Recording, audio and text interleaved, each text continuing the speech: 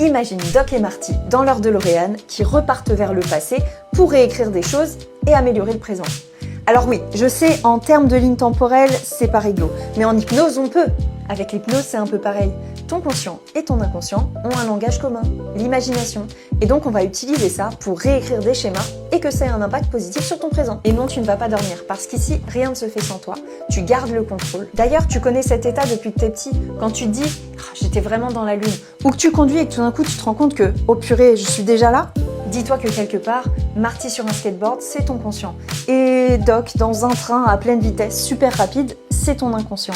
C'est pour ça que quand on te dit « ne pense pas à un éléphant rose », t'y as pensé, on est d'accord. Mais c'est parce que ton inconscient va beaucoup plus vite que ton conscient. Et surtout, il ne comprend pas la négation.